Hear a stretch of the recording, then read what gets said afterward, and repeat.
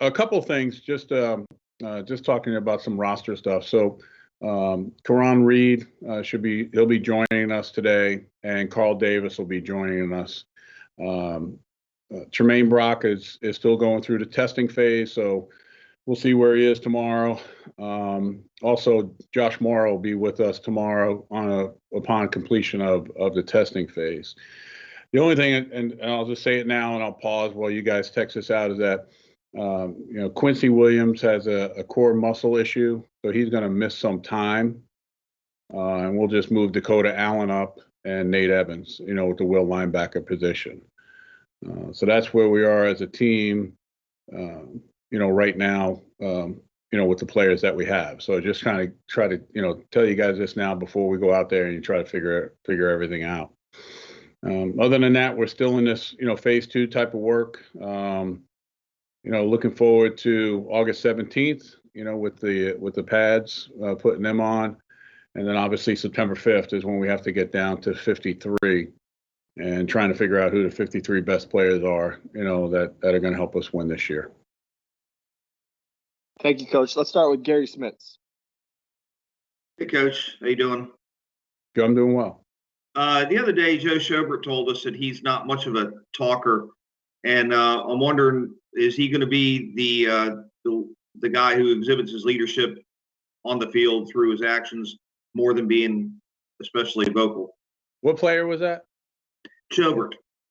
Oh, Joe. Yeah. I don't know. I've had some good conversations with him. I think he's, very focused. I think he, you can tell now when we're working. One of the things is that when you're working in this type of situation, meaning, there's no pads on, you're trying to simulate a lot of things.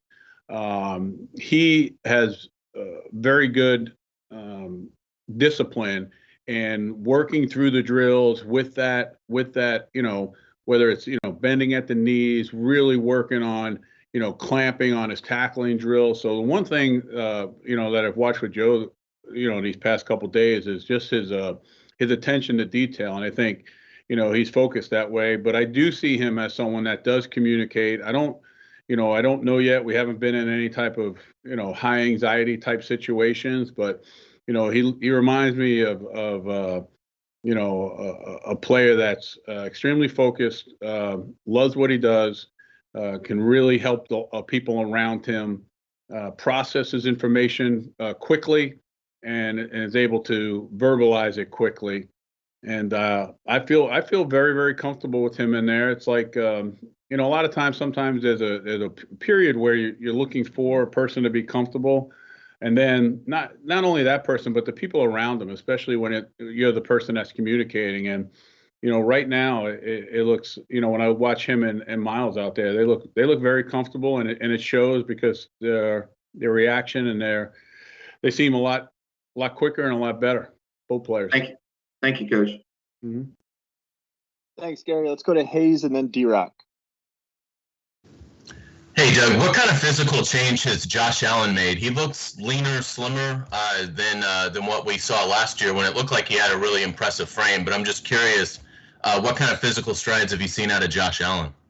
Yeah, I mean, I can't say enough. I think, for Josh, it happened right after the season was over. Hey, what can I do? How can I do a better job helping this team? And all those things. And, I think your first year, what I always do is, most of those players are going to train like a son of a gun, for the combine. They're going to train like a son of a gun for the workouts. And then you have another evaluation period that at least I look at is, okay, so now they train like that.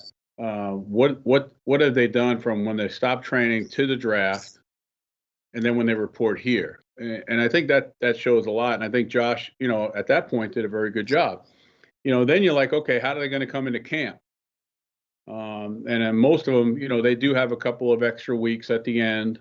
So there's really a short period of time, I would say about 2.5 weeks in July, and you evaluate again, what do you do during those 2.5 weeks? Because a lot of guys, they've gone so long, their season went right into an off season where decisions have to be made with agents. Decisions have to be made about dieting, where they're going to train. We see a lot of that goes on. Then they go through the season.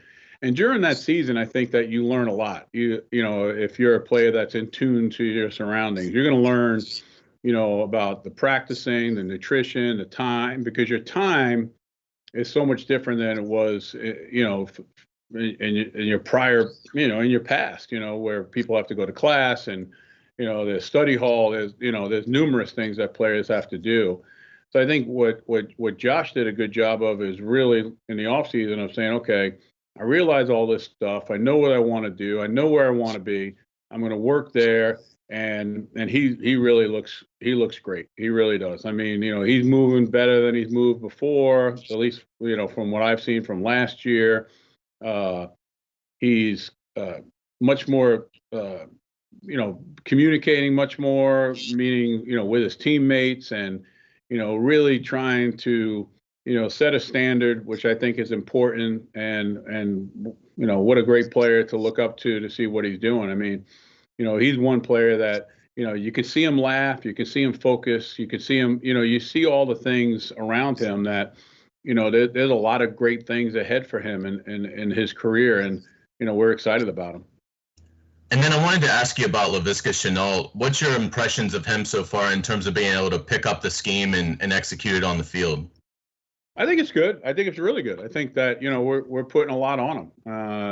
He's an incredible athlete. I mean, when you get a visual on him, I don't think you realize until, you actually see him up close of how big he is, how strong he is, how powerful he is.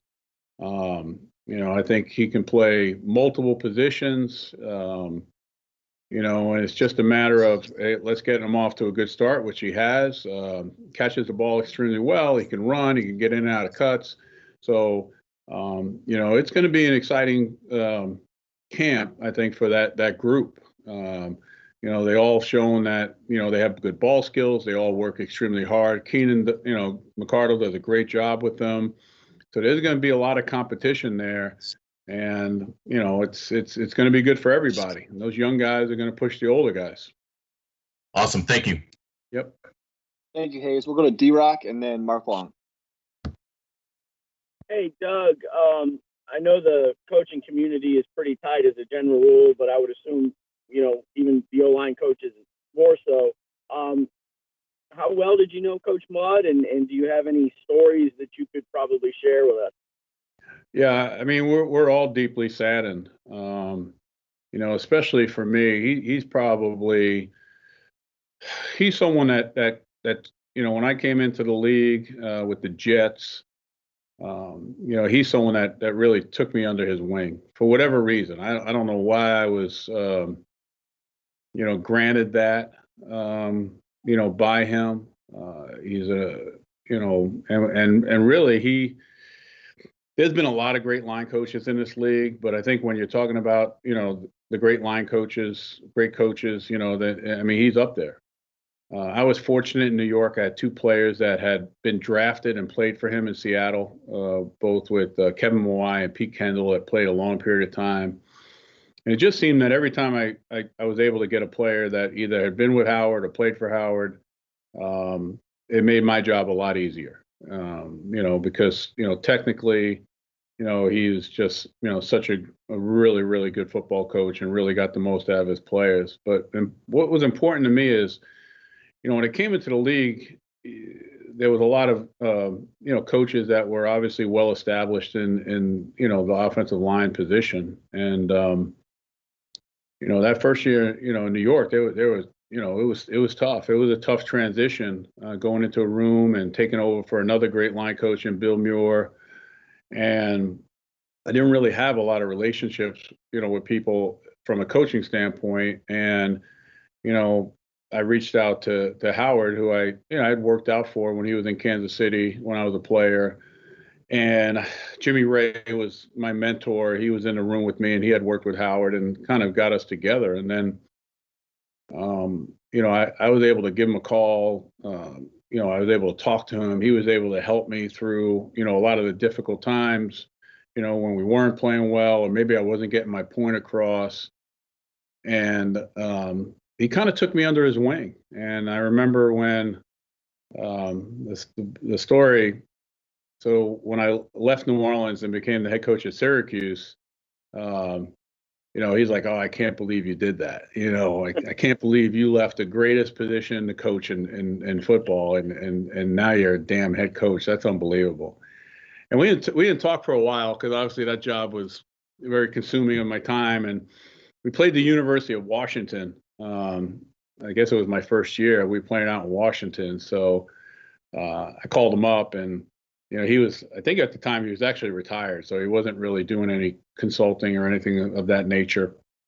And so we get there on a Friday. We don't really have anything on that Friday night, so we get to the West Coast 2 days early. So he comes and picks me up, and he drives me up to his home that he and Shirley built, and it's a beautiful home. And he's showing me around, and I had never been in like that Pacific Northwest, so I was like, I couldn't believe how beautiful it was. And I get up to his house, and he sits me down. We sit down, we get some coffee. He's like, all right, listen, let's cut right to the chase. No bullshit. All right, the head coaching job. I want to know the truth. Do you love it or not? And we talked about it for a while because, like I said, he's like, I knew you wouldn't like that. I told you that before. I can't believe you did that. And, and that was one thing about Howard. Howard was gonna, he's gonna tell you how he feels. That if he didn't like you, you knew it. And if he liked you, you knew it. But the one thing about Howard, he was always there for me. And I miss him greatly, and my heart goes out to Shirley and his family. And I think it's a major blow for a lot of us younger coaches or young line coaches, people like Howard, people like Alex Gibbs, people like Jim McNally. I mean, you go on and on. The guys in this league, Coach Bugle. I mean, I was very fortunate in the time that I came into the league that I had all these great coaches that were around that for some reason, for whatever it was, were able to help me and to become a better position coach. So it's a sad day for the NFL. It's a sad day for a lot of players. It's a sad time, really for all of us of a great man who, gave everything to this game. So it's I appreciate you asking that question, and obviously it's tough. And just a quick additional question back to football. Is Dede Westbrook maybe flying under the radar a little bit this year, heading into camp? We're talking about Chark and we're talking about Chenault. And I'm just wondering if what he's looked like and if he's maybe kind of being overlooked a little bit, certainly not by the coaching staff, but maybe outside. Yeah. I don't know about the outside, so I think, I'm not, Tad would probably know more than I would about like what's being written and what stuff. I'm kind of excited to see this group compete. I think, the young guys that came in here, like I said before, have done a really good job, of picking things up to where they're going to be able to compete. I think we have 3 players that are going into their final year of their contract, with Chris, Keelan, and Dede. So, you're going to get the best out of them. And I think at the end of the day, we as coaches are not overlooking anyone. We're going to, put people in position to see what we want to get done. Jay and I have talked about that quite a bit, and Keen has done a great job with them, and see who goes out there and who performs the best. And whoever performs the best of what we see now will be the ones that are out there. I think that's what's important. And, right now, I've seen a lot of good things from that group, the way they're practicing, the way they're supporting each other. So it's right now, everything's going well until we put the pads on. Thanks, D-Rock. Let's go to Mark Long and then Sam. Hey, Coach. Just curious, with the change in Yannick's agent, if you talked to him this week, had any contact and any kind of reparation there in terms of getting him back, any close to getting him back or anything like that? No, and it's not uncommon right now. I think, whether he's, staying with his agent or switching agents, there's a grace period that goes into that. I have not spoken to Jan. So I don't know, what the next steps are or what's going to happen. Obviously, he knows that I'm always here for him. But a lot of times when it goes to the business end, you try to take care of the business part of it first before you start, doing anything else. Because, you want people to make the right decisions for themselves. You want the club to make the right decisions. And, as a coach, you just kind of step back, let all that play out, and then, see where we're at. And you're always there to support the player. And then I was just going to ask you about Timmy Jernigan, obviously a guy who's played in this league a long time. Did you get a chance to meet with him and during his visit, and how'd that go? Well, I think when there's things out there about players and what teams are going to do, it's difficult for me when I get in here because we're not out at the process yet where I can really comment on it. So once things are in the works, obviously, and once everything gets finalized, Mark, then I'll be able to talk about it. So I appreciate that. That's really all I can say. Thanks, Mark. And there was a new NFL policy that came out. A player must receive 2 negative COVID tests before they're eligible to come in for a workout or for a physical. So even if we wanted to bring them, we're not able to do that right now. Let's go over to Sam Kavaris and then Judy Batista. We got time for a couple more. Doug, good morning. Good morning. I was curious about how often you talk to the players since they go home every night about what you told us a couple weeks ago, the responsibility that they have to each other and the personal accountability they have, since they really have to trust each other. Do you talk to them about that every day? I do. I just think, it's part of it. And because, and I tell them stories about how we could support each other. I mean, whether I get in trouble or not, I mean, I'm in my office and there's a lot, there's a lot going on. And also I'm like, holy cow, I walk out of the office and I get to the door, not my front door, the front door of, where the coaches' offices are. And I realize I don't have my mask on. So I immediately put my shirt up, turn back, go put it on. And, I was telling those guys, hey, listen, we've got to help each other. We've got to be responsible. I said, things like this will happen. And I was, I would appreciate it if I would have gone into the hallway and walked down. If someone would have seen me, I would hope they say something, what I'm saying? Like, hey, coach, so we're constantly talking about that and situations that come up that you may not even think about. Like, my kids are, doing what they're doing. They're out and about and they're with all their friends. They come home, they're touching the refrigerator, touching things like that. And, I'm trying to be as careful as I possibly can. I think that we've seen, whether it be our colleagues or people, professionals or people that, we would say, oh, they're going to do everything that it takes, wind up, getting this virus. It can, come in a lot of different ways. It's not just what we do. So, we continue to keep this education, this conversation, of the code very fluid within our program. Because I think it's important. We know it, and we don't want to take it for granted. And we know that we have to be aware of all of our situations. Once we leave the building. I think when we're in this building, I was talking to my brother-in-law last night, who's a electrocardiologist. And I was trying to explain to him kind of how the building is. And I was talking to him about the tracking devices and everything that we have. And I'm like, it's almost like you feel like you could potentially like you're in a hospital to a certain extent, which is a good thing. You feel safe, you feel secure. That's how we feel when we get into a hospital. And he was like, shoot, you guys are probably, it's probably cleaner or better than saying that the hospitals are. We have cleaning crews that come in here on a regular basis, and they just they are washing everything down. I'm able to see them at night because they come in when everyone's gone. So I think I can't speak for everyone, but I think we're all doing that. I really do. I don't know how much or how often, but for us, it's a fluid conversation that happens on a daily basis, not just from me, but from the coaches, and then I think from the players to players. I think everyone is very aware of the situation. Doug, there's some momentum building that perhaps the teams would have a home bubble during the season. Have you heard about that? Would you be in favor of that, where everybody is just ensconced in one place for the entire season?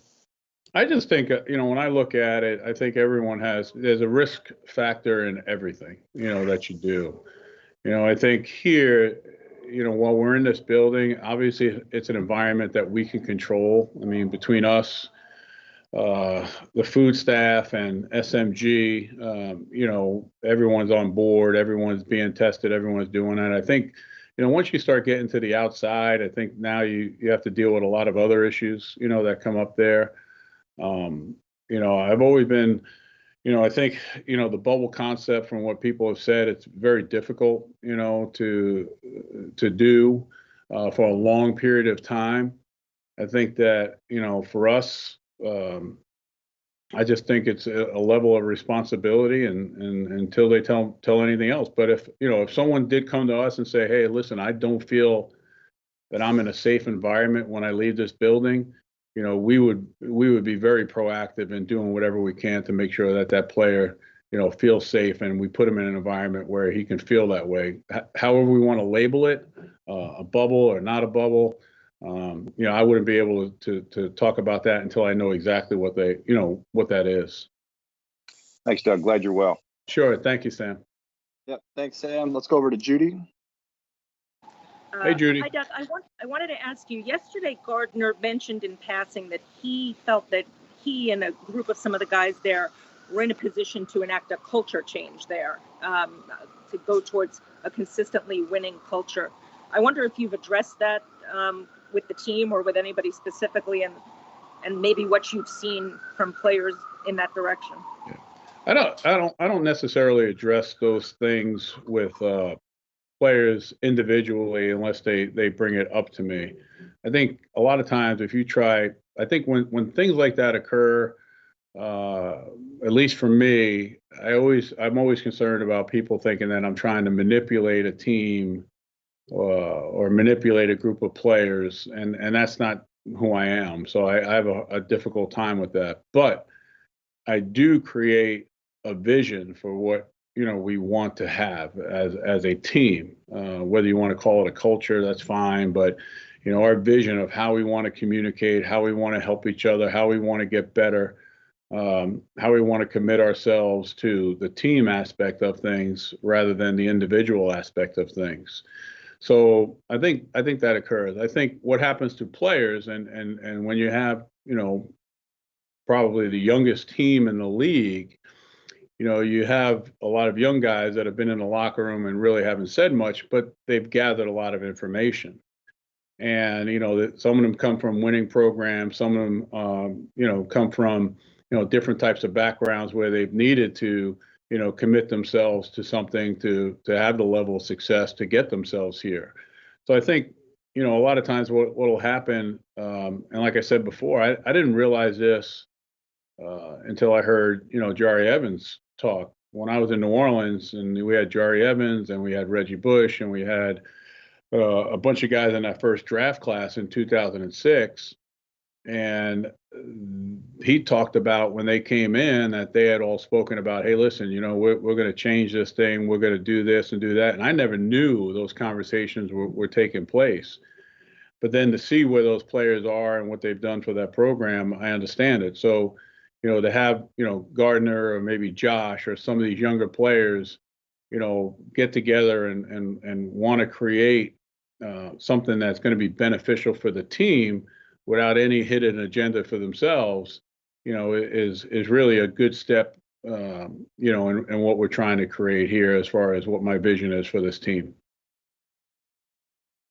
Thanks, Judy. We got time for two more questions, then we got to get Coach out to practice. JP is going to ask a question on behalf of John Reed. We're working through some Microsoft Teams issues, so go ahead, JP. We'll see if this issue continues in my car. I had a question really about, and to echo John's question about Cam Robinson. The other day, Cam was talking about his it's night and day this year as opposed to last year this time of year. He wasn't even cleared this time of year yet. Have you seen that yet out of him? What kind of difference have you seen out of Cam so far? And then with Will Richardson coming in, moving to left tackle, I know they're wearing pajamas so far, as you like to say, but what do you like about the left tackle position so far? Yeah, I think Cam looks good. I mean, I think what he's probably talking about is, like you said, at this time last year he wasn't even cleared. So, which means if he's not cleared at this time last year, then that whole off season, you're not able to put your body in a position for either strengthening of muscles or muscle memory or however you want to, describe it. And, next thing you know, you're thrown out there on the field and for lack of a better term, you're just trying to survive. You're trying to just win at what you do, and your focus isn't on a process or a progression to build a foundation to put yourself in better position where you necessarily don't have to struggle or work as hard or however you want to describe it. So what I've seen from Cam is he came back. He's stronger. He's moving extremely well. The footwork and the technique coming back is much better than I've ever seen. From him. So I think there's a confidence building. There's not a comfort level, but a confidence building in him, and he's getting better on a daily basis. I think overall, when I looked at the group, I've seen the improvement that we've talked about this whole off season of, hey, this group needs to take a step up. And like you said, I can't really tell from a standpoint of the production because we're in a result-oriented business, because we haven't put the pads on. But as far as, strength, size, athletic ability, the things that we're able to evaluate now from that whole group, I've seen improvement across the board from everyone, which I think, if that can carry over now into the same type of improvement of, when we do start putting the pads on and we do start playing, then I think that we'll be able to talk about that group as taking the next step. But, obviously we still have a lot of work ahead of us. Thanks, JP. And then we're going to go to the columnist for the final question. Hey, Doug. I'm just wondering how much did talking with Jay Gruden possibly factor into the signing of fullback Connor Slomka? Is this a signal that you're going to possibly go back to a true fullback position, or was he, because you didn't sign any other true fullback, so I'm just wondering what the strategy was behind his signing and him being the only one who's a natural fullback?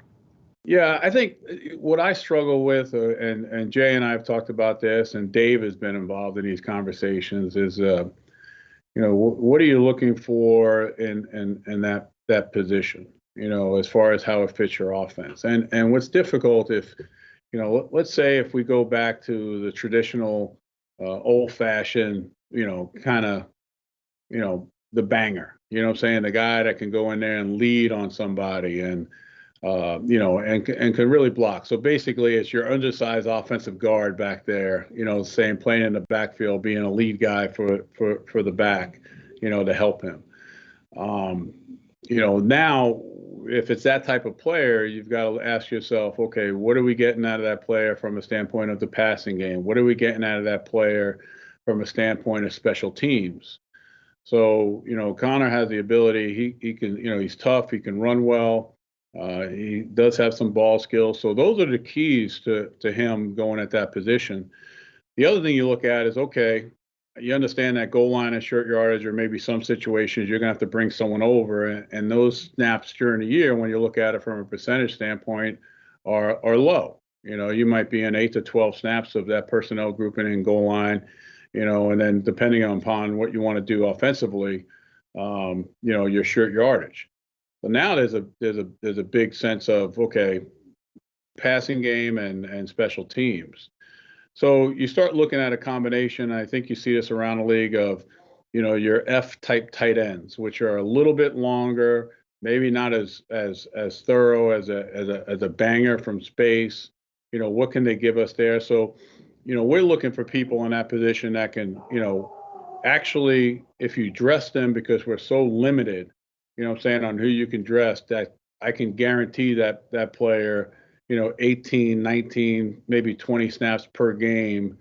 And then if you don't get into a situation like goal line and short yardage, he'll be able to get those snaps in special teams. So I think those are the things that I look at that position, because it's a tough position. You look at teams now, most of the time it could be 70 or 80%. They're in 3 wide receivers and 1 back, maybe even more so than that. We look at college and you see it, gravitating to that. So, it's a difficult time. And I think that if you wind up getting one and he becomes a player that can contribute on those things, then I think that player adds a lot of value to your football team. I think at the end of the day, if it doesn't, then you might have to look at other ways and put the best value back there, on that team, because it's not just making the team. It's more from a standpoint of, I'm talking about game day roster. You might always want to keep one on your practice squad that it's low, so this way you can have someone practice when you play those type of teams and practice in those situations.